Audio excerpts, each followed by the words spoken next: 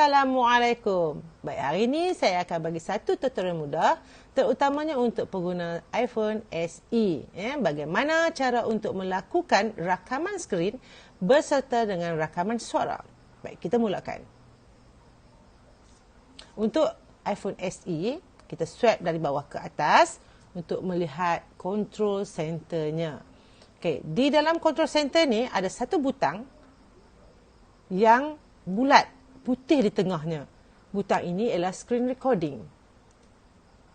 Baik, untuk memulakan merekod paparan di skrin dan juga merekod suara, kita klik di sini untuk tempoh panjang. Kita tengok mikrofon di bawah ni dah on ke belum?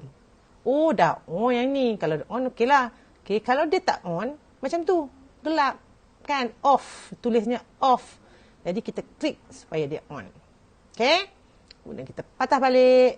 Okey. Bila kita klik butang ini untuk sekali klik, dia akan countdown. Maksudnya dia mula merakam.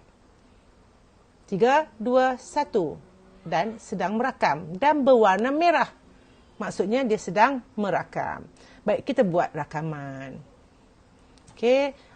Kita bolehlah terangkan tentang penggunaan telefon contohnya. Ini saya sedang buat cubaan. Cubaan. Testing. 1, 2, 3. Okey. Kita boleh nampak di atas ni berwarna merah. Maksudnya dia sedang merekod. Apabila kita sudah tamat buat rekod ataupun merakam, kita boleh klik yang berwarna merah ni dan klik stop. Ataupun salah satu cara, kita boleh tolak ke atas, tekan saja butang yang sedang berwarna merah tu. Okey, maksudnya kita stop merekod. Okey, saya klik ya. Dah tamat. Dan apabila kita stop, akan tertulis di sini, screen recording save. Okey, kat mana kita nak tengok? Kat galeri lah. Okey, buka galeri foto. Sedang merakam dan berwarna merah. Maksudnya dia sedang merakam. Baik, kita buat rakaman. Okey, kita bolehlah terangkan tentang penggunaan telefon contohnya. Ini saya sedang buat cubaan. Cubaan.